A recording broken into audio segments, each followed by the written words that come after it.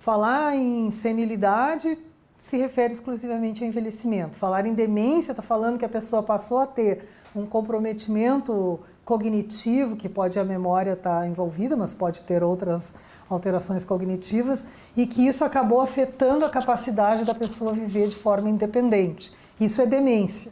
Então, a senilidade, coisas que podem acontecer normalmente com o envelhecimento é um pensamento mais lentificado, às vezes não conseguir achar algum objeto que guardou em algum determinado lugar.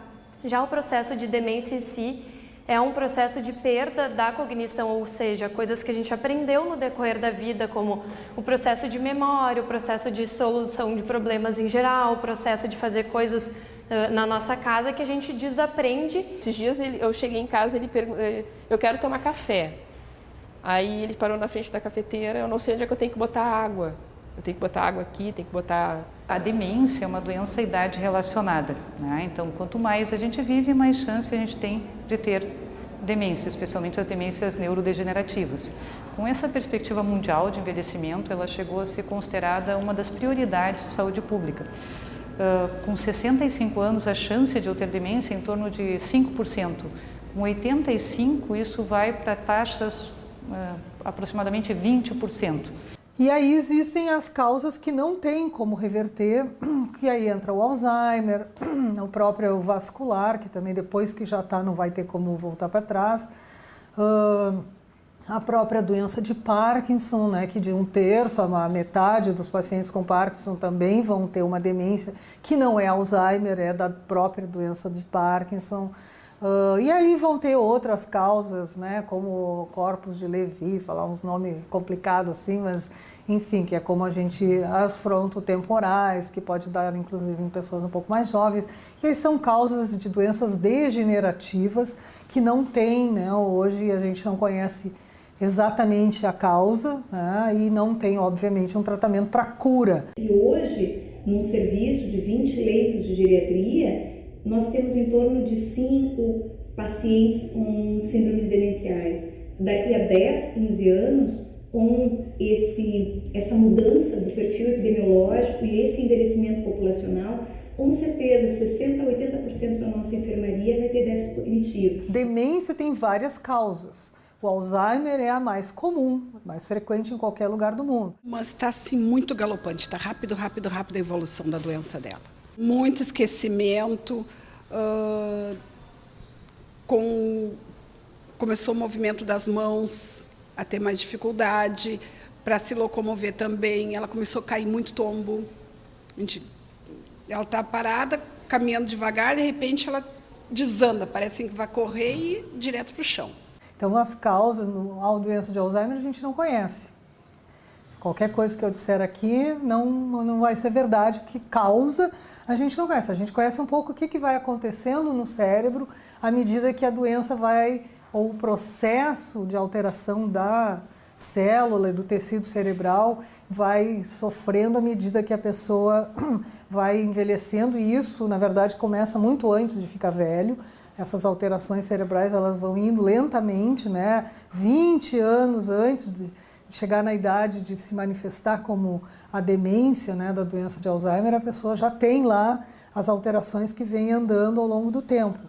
É o meu marido. Eu dizia uma coisa hoje e no mesmo dia ele já esquecia, né, do que havia dito. E depois, às vezes, coisas do dia anterior. Agora, coisas do passado, ele lembra muito, muito.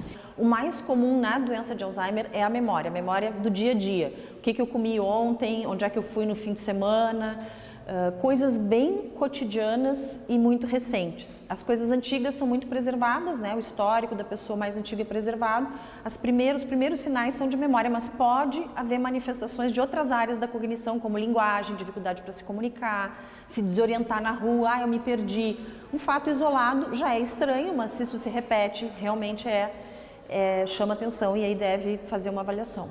Ele não fazia o que ele está fazendo agora. Agora, coisa que nunca havia acontecido é que meu filho encontrou ele na rua, andando, procurando um lugar que ele já havia ido e que ele sabia onde ficava. e ele estava andando a esmo, né? Aumentou a prevalência de Alzheimer muito, porque nós estamos vivendo mais, e é uma doença associada à longevidade, mas também porque esse nosso viver mais está associado a escolhas anteriores de vida não satisfatórias. Então, nós estamos vivendo mais, mas estamos vivendo mais com diabetes não controlado, com hipertensão não controlada, estamos vivendo mais sem melhorar o nosso nível cultural, lendo menos, com menos formação, com menos estudo. Sociedades mais evoluídas que conseguiram evoluir do ponto de vista socioeconômico e têm melhores condições financeiras e têm bons hábitos de vida no que tange alimentação, com menos produtos industrializados, alimentos mais nutricionalmente completos, ou seja, a redução do consumo de carboidratos simples em excesso e a prática de atividade física já demonstram redução do nível de síndromes demenciais. A gente foi no geriatra nessa última consulta e ele nos colocou que ela tem traços, o Alzheimer tem de genética. Aí ele já nos orientou para começar com ômega 3, com leitura, com aula de dança, atividades físicas. Por mais que a medicina faça de tudo pelas pessoas, ainda assim existe uma coisa da predisposição individual, que é uma combinação de informação genética, escolhas de vida, o ambiente que a pessoa vive, que vai influenciar o padrão de envelhecimento. Então, essas pessoas que vão embora além dos 100 anos, elas têm uma combinação muito mais favorável para envelhecer e alguma coisa protege também essas pessoas. 77. Não, ela teve pouco estudo, né? Casou com 14 anos, tem 10 filhos, começou muito cedo na vida do lar, digamos, mas nunca foi muito chegada a ler. A gente sabe que as mulheres têm um pouco mais de doença de Alzheimer do que os homens. Pessoas com muito pouca instrução de educação formal, não é que elas vão ter mais doença de Alzheimer, mas tem a tendência a aparecer mais cedo. Comprovado que evita ou que diminui a chance de ter exercitar o cérebro desde cedo, estudando, jogando, falando, socializando, tendo atividades sociais, fazer exercício físico, cuidar da dieta, controlar a pressão, hábitos de não fumar, não beber, são hábitos de saúde em geral. A frequência de Alzheimer ela não está aumentando. O que acontece é que a população está vivendo até muito mais idade, o que dá mais chance das pessoas desenvolver, de aparecer a doença. Antes as pessoas morriam mais cedo, então não chegava nem a aparecer, não dava tempo da doença se manifestar. Infelizmente, né, quando nós falamos de doenças neurodegenerativas, um modelo da principal causa é a doença de Alzheimer, nós ainda não temos um tratamento efetivo. Existem medicamentos e atuam numa das características da doença e ajudam a melhorar a capacidade do indivíduo de realizar algumas tarefas para o dia a dia, mas isso está muito longe de ser a cura do Alzheimer. Claro que a gente entende que as pessoas que estão sofrendo por ter a doença ou por ter algum familiar ou algum conhecido com a doença, gostaria muito que existisse um tratamento que curasse a doença de Alzheimer, mas isso não existe. Aí aparece aquilo, o médico lá no Canadá descobriu que colocando um eletrodo lá no cérebro que faz um estímulo, que é o que a gente usa no Parkinson, que melhora muito o padrão da doença de Parkinson e para alguns tipos, não é para qualquer Parkinson, também cura o Alzheimer. Não é verdade. Após a medicação, é evidenciado uma maior interação social, o retorno do prazer em algumas atividades, a diminuição de alguns comportamentos psiquiátricos que antes eram desastrosos, ficam mais fáceis, um manejo mais tranquilo para situações do dia a dia, períodos de maior lucidez, mas ainda não, existe muita pesquisa, mas ainda nenhuma medicação consegue frear o processo da perda de neurônios relacionadas às doenças neurodegenerativas no modelo do Alzheimer. As famílias dizem, eu não quero que tu diga para o meu familiar que ele tem a doença de Alzheimer. Alguns decidem dizer isso.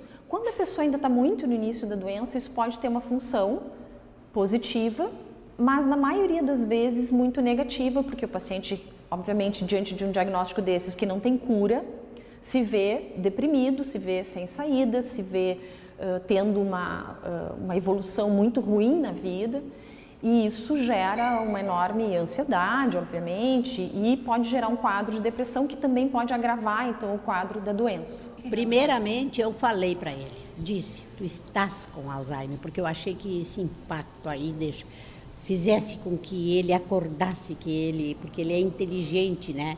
Primeiro ele foi ler, foi estudar sobre o Alzheimer, aí ele não gostou e ele disse que ele não estava. Não sou louco, não tenho nada disso, vocês é que estão loucos. Aí me disseram aqui mesmo que não devia dizer essa palavra, que eu dissesse apenas que ele estava fazendo um tratamento para o esquecimento dele. E é isso que eu falo para ele, tu estás muito esquecido. Aí diz ele assim, esse tratamento não está me ajudando porque cada vez eu esqueço mais. De fato, a gente não tem ainda nenhum tratamento que seja efetivo para a doença de Alzheimer, que possa reverter a doença. Para isso, a gente vai precisar primeiro saber a causa da doença. Se a gente não sabe a causa, como é que vai tratar uma coisa que não tem causa? A gente pode tratar para melhorar sintomas, certo? Aí sim, daí tem várias coisas que pode se utilizar para melhorar os sintomas e que melhora a evolução da doença. Mas não existe hoje nenhum tratamento que vá interromper a evolução da doença, parar a doença ou muito menos voltar para trás. Isso não existe. Me chama de imbecil, né, que eu sou mentirosa, que nós sempre fomos um casal assim muito amável um para o outro. Ele nota que ele fica agressivo, então dali um pouquinho ele vai no supermercado, compra um vaso de flor, vem e me agrada com umas flores. Tu fala alguma coisa, aquilo ali já é contra ele, aí ele já fica brabo, aí ele já sai. Ele já tá no ponto que assim, eu tô roubando ele, peguei todo o dinheiro dele. Ele xingou, só que 5 minutos depois, aquele xingamento para ele, eu falei isso para ti? Se os pacientes ficam muito desorientados ou ficam muito agressivos ou têm muita dificuldade para fazer com que eles sigam pequenas rotinas do dia a dia, então sim, essas medicações podem ajudar. Mas também outros tipos de medicações, como alguns antidepressivos e tal, também ajudam muito nessa parte do comportamento. Ou seja, os tratamentos são para tratar os sintomas em si, tratar a agressividade, melhorar de determinada forma ou outra a questão da memória, né? E existem algumas drogas que a gente usa para tratar essas condições especificamente quando são indicadas. Agora, as medicações ainda estão sendo estudadas e a perspectiva é que em algum momento se acabe descobrindo então uma medicação que mude essa evolução natural da doença. Agora, sem sombra de dúvida, o melhor de tudo é a orientação. São os cuidados com o ambiente daquela pessoa, a maneira como a gente trata aquele paciente, quanto que a família consegue entender da doença, entender que aquilo ali é sintoma, entender que a pessoa não está fazendo aquilo para cansar ou para estressar o seu familiar, ele está fazendo aquilo ali porque aquilo ali é a doença.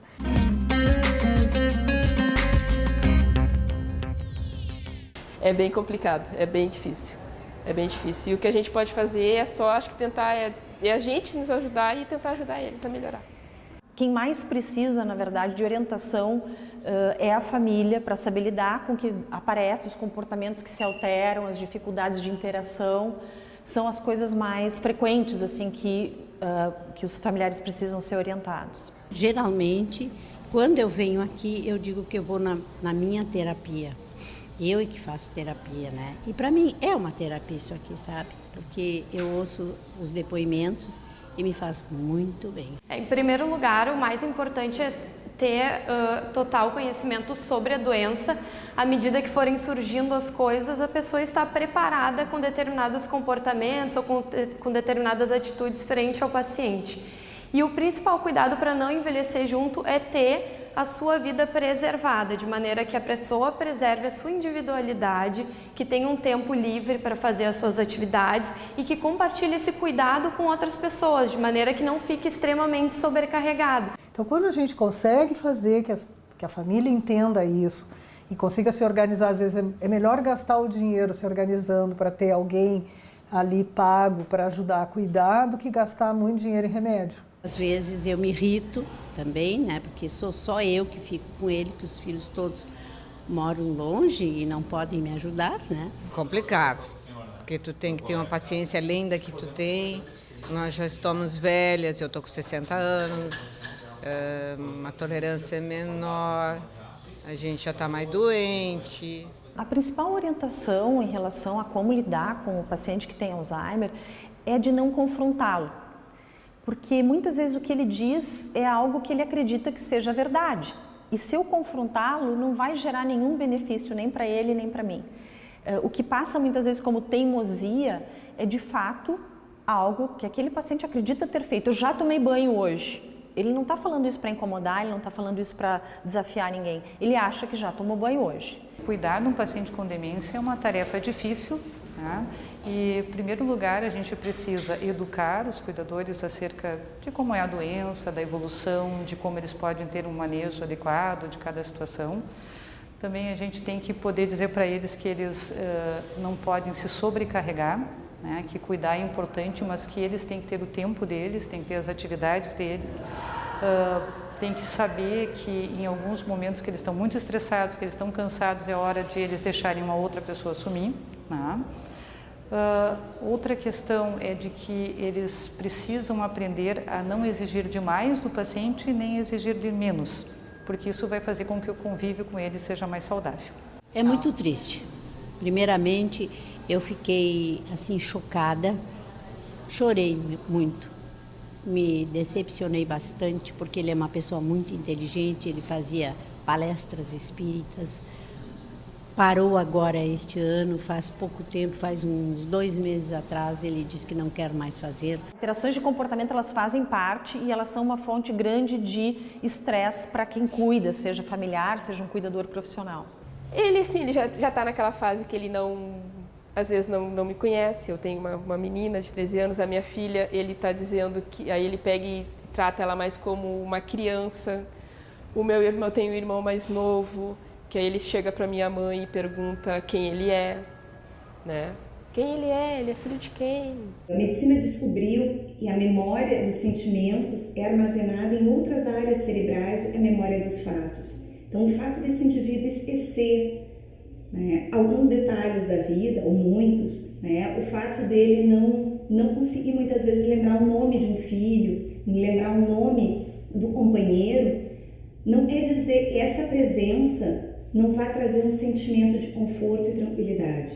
Então, estar presente, né, compartilhar momentos e festejar os momentos de lucidez, até nas fases mais avançadas da doença vão acontecer, né, é extremamente importante e fortalecedor para quem passa a árdua jornada de cuidar de uma pessoa com Alzheimer, né, com respeito, com carinho e oferecendo a melhor qualidade de vida que esse indivíduo pode ter. De tristeza, porque ela foi tudo, ela fez tudo pela gente, ela deu de tudo. E daí quando tu olha aquele serzinho ali que não sabe nem onde está, nem se comeu, nem de mãe, vamos caminhar, e a mãe não ajuda. No fundo é tristeza e tu não tem o que fazer.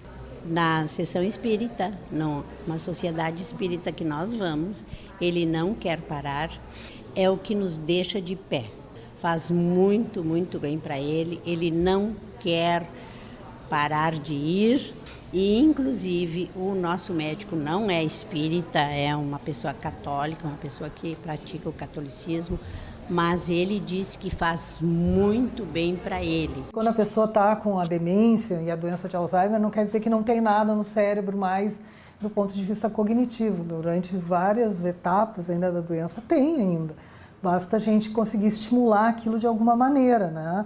Pode ser que não é mais para aquilo que a pessoa costumava fazer, mas sempre tem alguma coisa que a pessoa consegue ser estimulada. Então a música é uma coisa muito fácil de ter ainda cérebro para poder ser estimulado pela música, né? No momento em que a gente trabalha com a música, esse indivíduo se manifesta de maneira positiva, né? Dá um sorriso, se tranquiliza, a gente devolve a esse indivíduo a sua história, a sua dignidade, com isso a gente tem ganhos substanciais. A maioria dos pacientes chegam assim, com exames repetidos no último ano em vários lugares. E a muitos deles as pessoas estão pagando para fazer mais um exame de imagem, mais um exame de não sei o quê. Chega para a gente assim, tomando muitos remédios, que na verdade às vezes o que a gente tem que fazer é tirar um monte dos remédios, porque está na verdade piorando a situação. E causando um gasto para aquele grupo familiar que não faz sentido.